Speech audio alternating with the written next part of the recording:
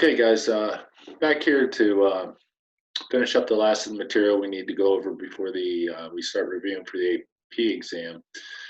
As I mentioned earlier, 10.2 is going to be very similar to what 10.1 was, except now you're dealing with numerical data. That's essentially the big difference between the two. Procedures are going to be the same, philosophy, the underlying theory is going to be the same. I'm not going to spend probably as much time with that, but again, we're going to be dealing with two populations, okay? But instead of getting a statistic that's a sample proportion, we're going to get sample means and compare those, okay? So the parameters we're dealing with is not P1 and P2, but mu1 and mu2, okay?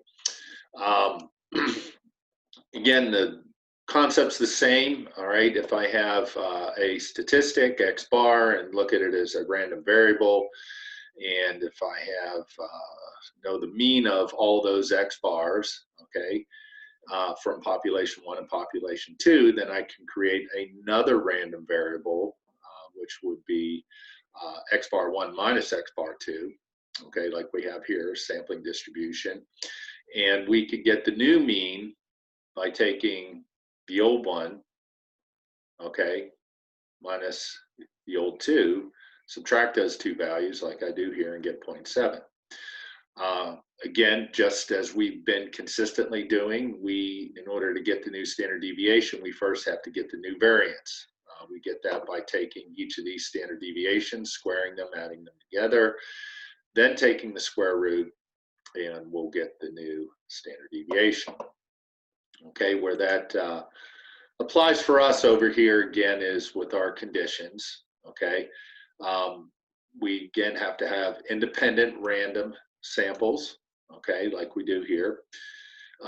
We also have to have either, to satisfy the normal condition, we're not dealing with n times p anymore, we're dealing with constant successes and failures where you're dealing with, again, either we get each of those samples from a normal population, okay, and if we can't do that, typically we want to go with sample sizes over 30, okay, to negate any of that non-normality or skewness. So when those conditions hold, they'll be normal, and of course the independence has to be that both populations are at least 10 times their sample size. And when we do that, again, our statistic, X bar 1 minus X bar 2, is going to follow a normal distribution. The mean is going to be, again, just like we mentioned before, mu1 minus mu2. And the standard deviation, I put up here as a reminder, when I square the standard deviation to get the variance, notice I square that value, okay, the sigma, and when I square the square root, I'm just left with that. All right, so I'm going to add those up underneath here first. Those are the variances squared, then I take the square root, and that's my new standard deviation. So just like in 10.1, we're going to basically have three different types of problems. One is we're going to deal with a sampling distribution and a basic probability problem. Okay, then we apply that concept to confidence intervals. Okay, so we get the formula by taking the statistic, which is this thing. All right, plus or minus the critical value. We'll talk about again how we get that T star. We're not dealing with the Z now because again, we don't know the values for sigma. Okay, we're going to use S in place of them. So if we did know those, then we could have a Z star here, but we're going to use the T star. Again, we go ahead and instead of adding sigma 1 squared and so forth, we're going to use S, all right, and then take the square root of that. And that's my standard error, or the sampling standard deviation. So all I'm doing is replacing those values with S. The same thing is going to be true on the statistic. The T statistic, or null hypothesis and alternative are going to be the same as what they were in 10.1. So I always have equals in the numerator. I either have not equals, greater than, or less than for my alternative. And my T statistic, again, is going to be X bar 1 minus X bar 2. Technically, I have minus the quantity mu1 minus mu2, but since they're equal, that's going to be 0. All right, so this would be over here, but that's going to be 0 because my null hypothesis, and then I divide by this value again. And since I don't know sigma, I have to use S, okay? And therefore, um, that's the Z statistic. Again, here's that thing that's going to be equal to 0. That's why I covered it up, okay? But that's where we get our T statistic. The degrees of freedom, okay, is a little bit different for two sample proportion, or I'm sorry, means. And that is that there's two methods of doing that. Your calculator does this, and this was not a popular method before the TI or other software came about, because you can see that that formula is very complex to get the degrees of freedom. But in order to get the degrees of freedom, you're basically essentially using just the sample standard deviations and the sample sizes. Okay, the other way, or more popular way without the calculators, was to use a conservative value, because this number is always going to be less than this, but you just take your lesser of the two sample sizes if they're not the same, and then you will subtract one from those. So if I had a smaller sample, and from sample 1, I would use that. So if this were, let's say, 10 and this were 20, 20 minus 1 is 19, 10 minus 1 is 9, I would use 9 degrees of freedom. Okay, so we're not going to use this a whole lot here, simply because this formula, again, is used on your calculator, and it's done for you automatically. Now, getting into the first type of problem, just like we did in 10.1, it's just essential probability problem, okay? So if you have to stop and read the scenario, go ahead and do that. But essentially what you're doing up here is you basically have to come up with a sampling distribution in part A, okay? Center, shape, spread, okay? So I'm going to deal with the center, I'm going to deal with the shape, I'm going to deal with the spread. How do I do that? Well, to get the center, I just take the two means that they gave you, the population means, and I subtract them. Okay, and when I do that, I get 0.7. I'm going to take this whole thing right here. Okay, so that's, again, since they give you sigma here from both population, the men and the or males and females, go ahead and take and square those things, divide by the sample sizes, add them together to get the variance, take the square root, I do that and I get 1.55. So that's mean and standard deviation. To answer the probability problem, basically they want to know when this value is going to be less than 0. Now they word that a little bit differently up here, again, because they want to know what's the probability of the mean height of the boys being larger than the girls. And so, that is when the female mean would be less than the male sample mean, right? That's the only time it's going to be less than 0, and that's the only time, again, that, you could say the boys are going to be larger than the girls, or the girls are going to be less than the boys. Either way, it means the same thing. So we're looking for the difference of those two things to be less than 0. So what we do is we, again, go from negative, whatever, some number far to the left, stop shading at 0, use the mean and standard deviation from above, and I get about a 32 or 33% chance of that happening. I gave another example up here. Again, it specifically asked for the sampling distribution. It asked for the probability of getting the difference of these things being greater than 12. Again, read the question here. You stop the video, just go ahead and read it. But again, I'm doing nothing different. I'm just, again, subtracting the two mu's. I'm, taking the standard deviations that were given. I find a new variance. I take the square root. So I get these two values for the mean and standard deviation of the difference of these two values. They ask me what's the probability of them being greater than 12. So therefore, I'm going to start my shading at 12, go up to some very large value. I'm going to use the mean and standard deviation. And you can see here in this particular case, it's a very small probability. It's probably going to give you some sort of scientific notation on your calculator, not exactly 0, but essentially 0. All right. So again, they get back to that, how do you interpret that probability? Well, since the chance of that is basically, impossible or essentially 0, then if it does happen, you would be very, very surprised. Okay. I spelled the word surprise down here, which doesn't surprise you. All right. Anyway, okay, on to the next thing, confidence intervals. We're still going to follow that 4-step process, and we are going to go ahead and again use the calculator. Now, the calculator is having us do the 2-sample t interval. And since we are given statistics here in a table format, these are my values for n's, x bars, and the s's. All I have to do is just enter those values into the calculator. Just make sure you don't mix and match them, designate which one is X1. Okay, so looks like we used, or I used the X1 to be the north and X population 2 to be the south. So everything with a subscript of 2 gets these numbers, and everything with a subscript of 1 gets those. So I just basically plug those in. Here is, they're going to give you the confidence level here, which is 90%. Okay, so we put that in. Here's something that we didn't discuss yet, and there's this pooled yes or no.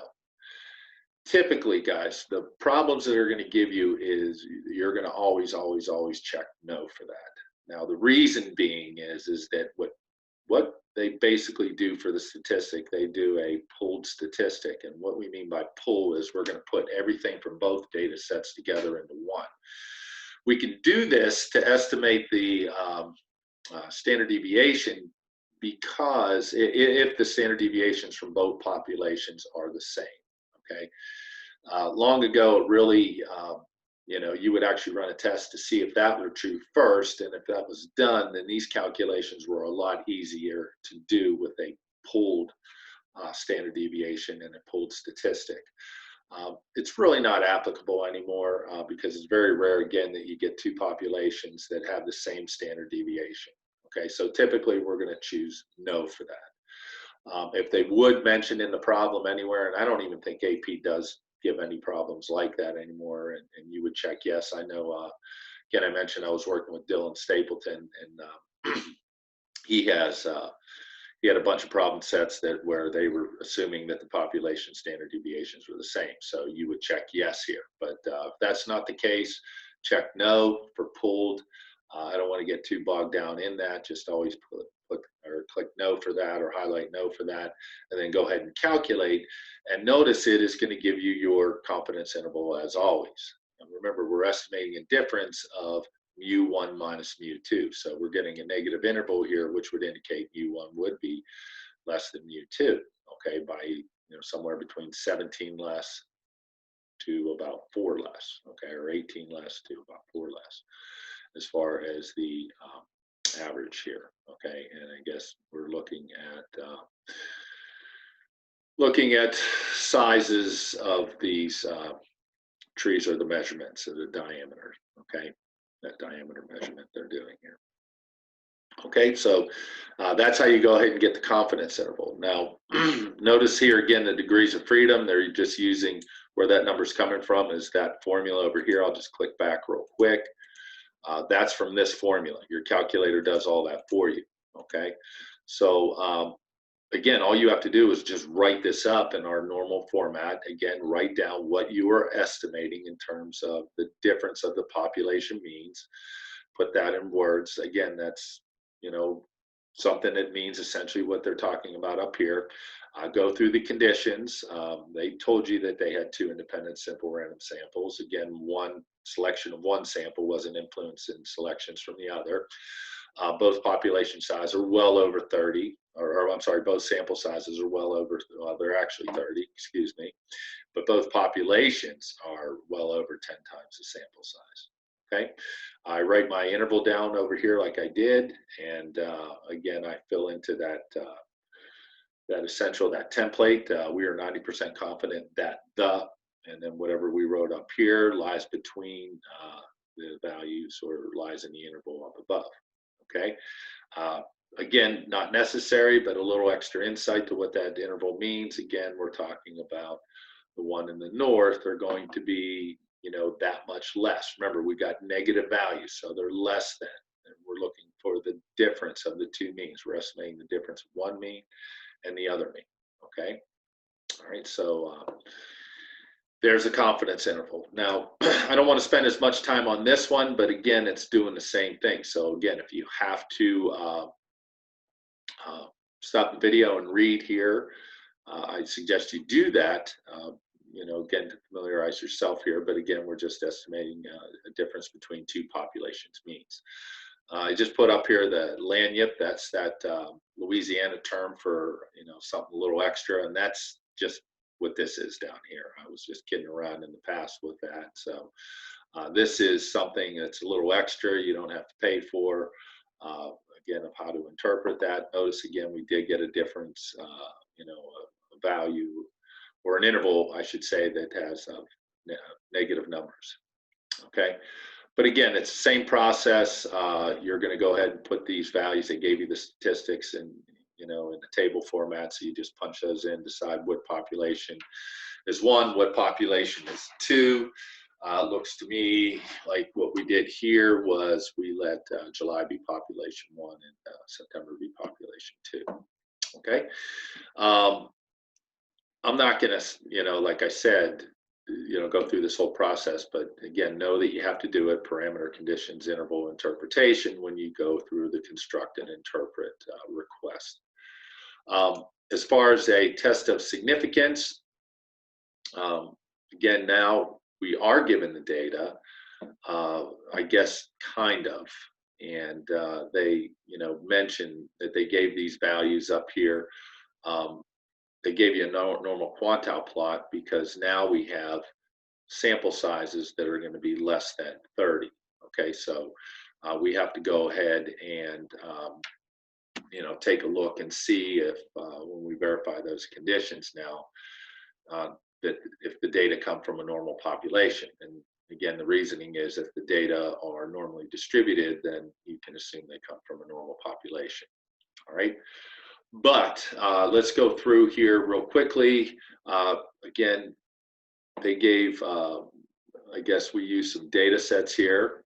Okay, so if we put the data from population 1 into list 1 and the data from population 2 into list 2, okay, obviously we can use those data to make graphs, but this is again to run the 2-sample t-test now. Okay, not doing a regular t-test, we're doing a 2-sample t-test.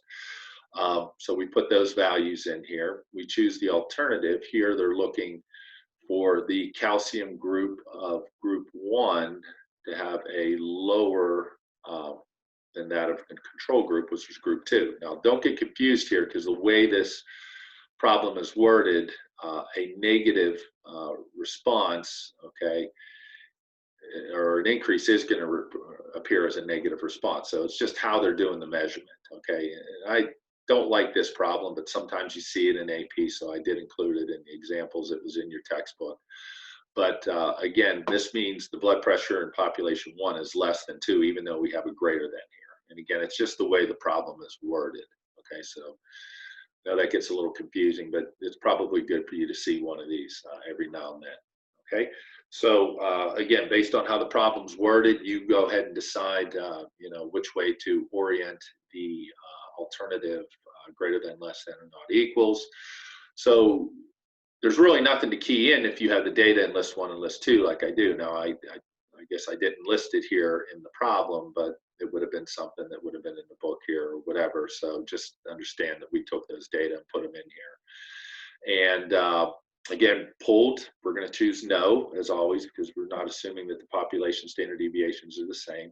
And then we just go ahead and calculate, and we get a t-statistic, we get a p-value, they list the degrees of freedom. So these 3 numbers are what we're going to need. If you scroll down, all they do is they give you the sample means and standard deviations. And again, that's not necessary to write this test up. But let's go ahead again and write out, and in the parentheses here, what it means for the mean of population 1 and population 2 to be equal in the context of the problem. What it means for population 1 mean to be greater than population 2, okay, in the context of the problem. We go through the conditions of random, and since now, this is one, again, we're starting to get into some stuff here. We don't technically have random samples. What we do have is a randomized comparative experiment. okay, which essentially function as two independent random samples, okay, because we are randomly assigning each of these subjects to one of the two treatments, okay? And mention that's kind of the stuff that's going on today with a lot of these things with COVID-19 for clinical trials. Normal, we're going to refer back here. This one really isn't too normal. There's a little bit of curvature here, but again, since, you know, it still follows a somewhat of a linear pattern. And again, there's other more technical ways of determining if these data are normal, but and we're also going to mention the term robust here. Sometimes you can violate this assumption because we have 21 and it's, you know, again, it's a 2-sample procedure where it's going to be okay. But let's just say it's roughly normal here. And also both populations are going to be well over 10 times their sample size. We write out the 2-sample t-test because that's what we're performing here. Assuming the null is true. Now our test statistic, which is not a Z, it's a T, follows a T distribution. We get the 15.59 from over here. The p-value, since it's a one-sided test and it's greater than, and I got a positive value, that's the probability T is greater than this 1.60. And of course, I round the p-value. I usually go to 4 decimal places. Conclusions are going to be the same as they always are in terms of what we write up.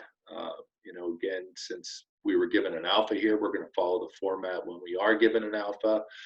Since p-value is greater than, not by very much, but it's still greater than, we do not reject, okay? Because again, we're sticking with that 0.05 as our cutoff in terms of our decision of whether we reject or not reject.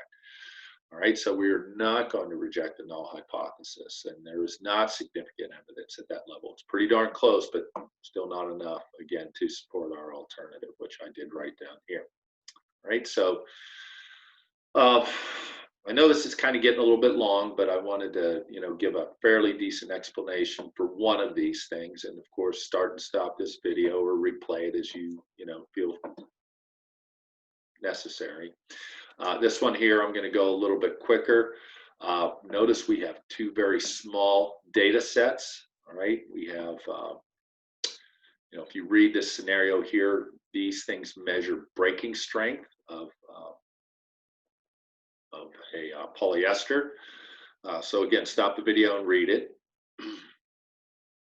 But when you turn it back on, what you're going to see is that we have very small data sets. So these normal quantile plots are really important now in terms of verifying the normal condition. A little bit of stacking here because we do have, again, 2 repeated measurements in that one. So sometimes you'll get that, but overall, these look pretty darn good when we go ahead and verify the normal condition, right? Since, again, we orient the hypotheses 2 weeks, we would expect that to not decay as much. Therefore, we would expect a higher breaking strength, okay, or force required to break the polyester, right? I wrote it out in terms of the breaking strength and not in terms of decay. It's okay to mention decay in here if you want instead of breaking strength. It's just up to you. Means the same thing. Dealing with random, again, we once again have a randomized comparative experiment. We don't have random samples directly. It's not given. So write out why it could function as random because, again, it's not independent random samples. It is a randomized comparative experiment. We are taking our not subjects because they're not living materials, but our, you know, our items that we're studying here, and we are randomly assigning them. Okay, so the normal I already mentioned, independence. There's a lot more polyester out there than these, you know, or measurements out there than these 5. Again, I'm doing a 2-sample t-test. Once again, I have a expecting 1 greater than, so I should get a positive value, which we do. It's not very big, 0.99. That should tip you off to something there. It's not that far from 0.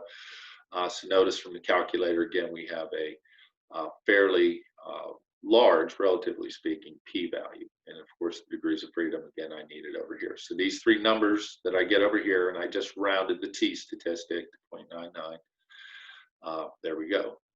We do not have an alpha. Okay, so this is in the you know, weak to no evidence, and since it's 20, I'm going to say there's no evidence here, but it wouldn't be wrong to say weak to no evidence, but we'll go with no here in this case. No evidence to support this alternative. Okay, and that is it. So again, what did I give you to do here? Well, essentially, I gave you 3 different types of problems, just like you did in 10.1. You dealt with a sampling distribution, and then we also dealt with a confidence interval and a hypothesis test when you're dealing with 2 population means. Remember that confidence interval and the hypothesis test are both based on the theory behind the sampling distribution. Okay, but AP will give you some probability problems dealing with those, so you have to still understand about, or still understand how all that stuff works. That's pretty much all I got for you on this one. I'm going to try to wrap this up and get this posted for you, and then going to continue giving you a few more of these with the review problems. So hope everything's going well, and see you next time.